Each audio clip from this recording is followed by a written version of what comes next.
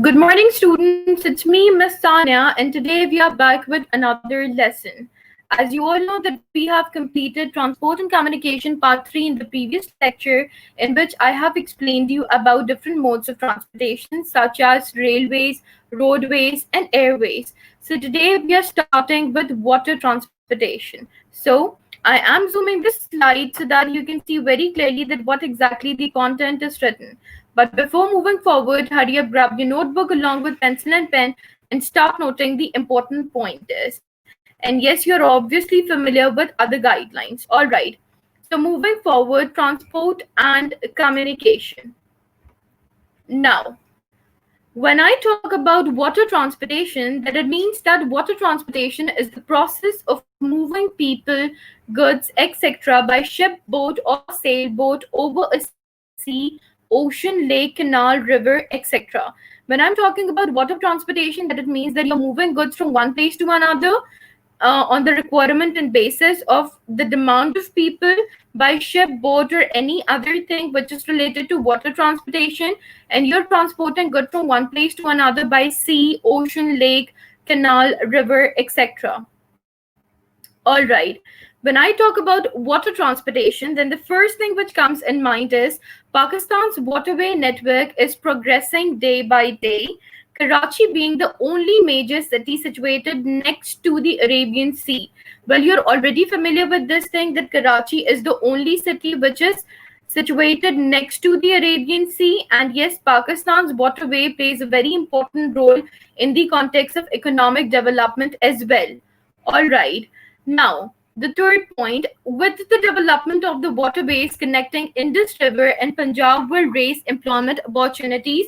Well, that is a prediction, and if it will work out or if it will happen next, then definitely economically it will develop Pakistan and it will be a good economic point of view in context of Pakistan.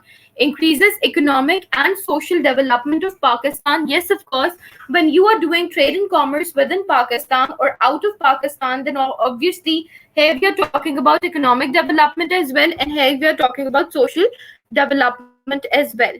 Now, when I talk about the ports of Pakistan, so the major ports are there three ports. One is Port of Gwadar, which is situated in Balochistan. The other one is Port of Karachi, which is situated in the city center in Sindh. And yes, the third one is Port Qasim, which is situated in East Karachi in Sindh. But Port of Pasni is also one of the important role and one of the important port which is situated in Balochistan. Now, when we talk about these two, so these two are the basic terminals: the Karachi International Container Terminal and Pakistan International Container Terminal. So here we are talking about regional basis, but here we are talking about internationally. All right. So here is the map. We have already studied about different ports. You can see they are located over here, which I've explained you that Arabian Sea, when I talk about Arabian Sea, then Gwadar port is situated at the upper side of the Arabian Sea. You can see Pasni, the other port, which is situated at the other side of the Arabian Sea. Kemari is situated at the upper side of Karachi port, and then at the upper side of Karachi port, Port Qasim is situated. So these all are the locations of the important ports. And yes, why am I discussing water transportation in detail? Because there were multiple questions which were included in the past papers. All right. Port of Karachi is one of the South Asia's busiest deep water seaport, handling about 60% of the nation's cargo, 25 million tons per annum. When we talk about Port of Karachi, then obviously it plays a very important role. And the major reason why Port of Karachi plays a very important role, because it is the South Asia's largest deep water seaport. Deep water means warm water, right? And it handles about 60% of nation's cargo. It means transport and communication with respective to seaport. This is the main reason that Karachi plays a very important role in this context. Now, when we talk about Gwadar Port, it is the deepest seaport of the world. Now, when we see Gwadar Port, you can see Gwadar Port is situated, or you can say that Gwadar Port is connected with the Arabian Sea, right? Port, there are multiple reasons why Gwadar Port plays a very important role, and the most highlighted reason is because Gwadar Port is situated, like Gwadar Port have the deep sea port. It is the deep sea port. It means it is the water of that Gwadar Port is warm water, right? And the other main reason of Gwadar Port is that Gwadar Port is linked with CPAC. It means Pakistan and China. The agreement between Pakistan and China was with the name of CPAC, China Pakistan Economic Corridor. So this agreement is still going on, right? And let's see that what will happen further. Now, when we talk about Gwadar Port, I have already explained you this thing. And yes, Port Qasim, which is situated over here, Port Qasim also plays a very important and prominent role in this context as well when we talk about transport and communication. Now, when I talk about Port of Pasni, so you can see that Gwadar Port is on the left side and Port of Pasni is on the right side, which you can see, right? Pasni is a medium-sized city and a fishing port in Gwadar district, Balochistan, Pakistan. The city houses, okay, you can read this whole text, but let me just summarize it and tell you. When I talk about Pasni, which is situated in Balochistan, so Pasni is usually used for the fishing purpose. It means that they are earning and they are spending that money onto the government and citizens, and it also means that you're providing employment opportunities to all of them. And there is one more important purpose of Port of Pasni. Due to this, we consider it as an important port of Pakistan because Pakistan Navy and civil aviations are also connected with it. It means that when they have to go from one place to another through traveling, so they use this port to travel from one place to another. All right. Now, coming to water transportation plays a very important role in inland waterways rivers. It is used for fishing purpose. It is also used for short distance traveling. It is not preferred much in Pakistan due to variation of water. The reason is because the volume is high. Flood conditions can arrive in summer, that's why, and less volume of water in winter. So all of these conditions are present in water transportation. But when I talk about outland waterways, then in outland waterways, that is the natural route. It connects with Arabian Sea, which I've already explained you in the previous map. And yes, when I talk about trade routes, then it is connecting Europe, Africa, and America. And CPAC, which I've already explained you in the map, it plays a very important role with Gwadar Port. All right. Now moving forward about water and transportation. Water transportation, so you can see it over here that waterways are important for handling high bulk goods which doesn't need quick movements. Yes, of course, water transportation plays a very important role in this context, and they doesn't need they can pull off high they can contain those high bulk goods, and then you can move it from one place to another. But yes, there is a you can say that you cannot, for example, if you're transferring through cargo ships from one place to another, those high bulky goods, then it needs a requirement as well. If you will exceed that requirement, then automatically the ship can sink. All right. Now, the second one, the inland waterways along rivers are not developed, but seaport handles most of the international trade. It means that you have to transfer goods from one place to another through international trading. Now there is another SLO 6.3.2 assess the advantages and disadvantages of road, rail, air and water transport within or outside Pakistan for both goods and people. When I talk about advantages, then let's start with rail transportation. Advantages of rail transportation includes you will also be shielded from natural occurrence like rain, snow along with the sun. When I talk about railway transportation, then obviously railway transportation plays a very important role. Why? Because you can travel easily from one place to another, even in the natural occurrence situation as well.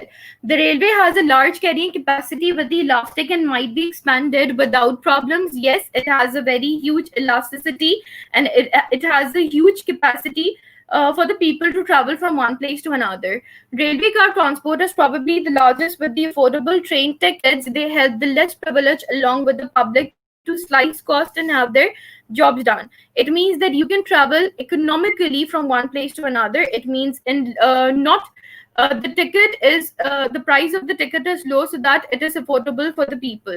It is one of the safest mode of transport, as likelihood of accidents occurring on the railway line and minimal as compared to the other kinds of transportation.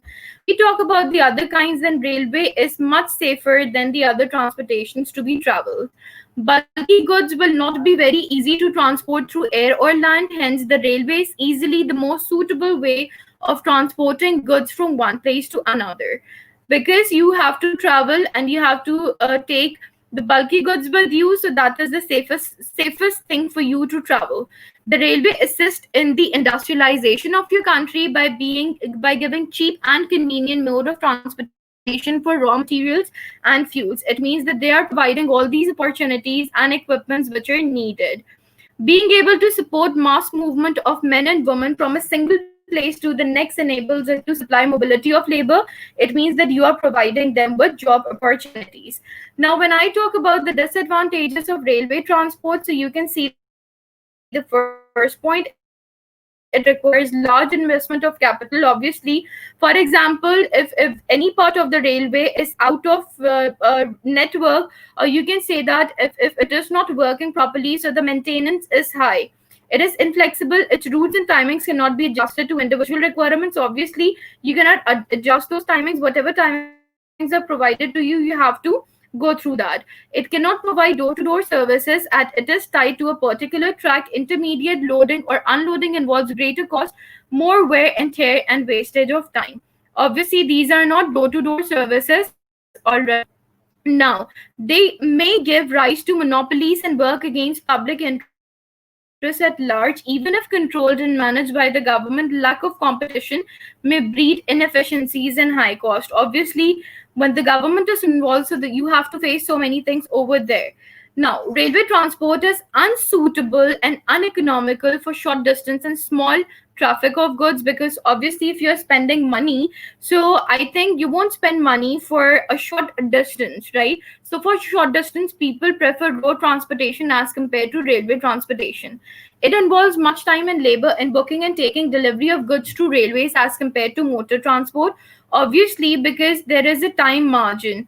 So if you have to reach somewhere, and for example, if any incident occurs, so you have to wait for that incident to go through, and then you can reach to your destination.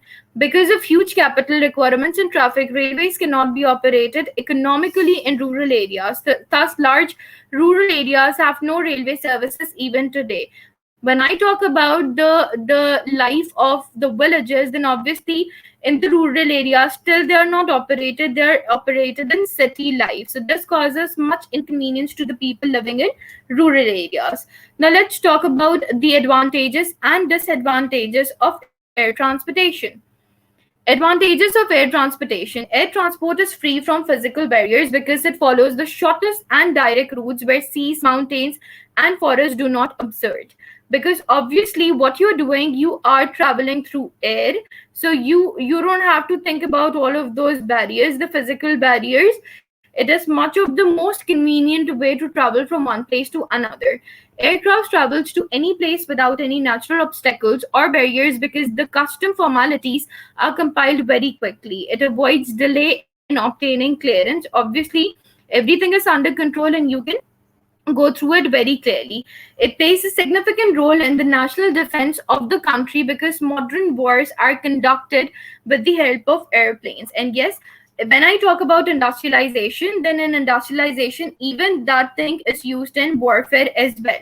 It is the fastest mode of transport and therefore suitable for carriage of goods over a long distance.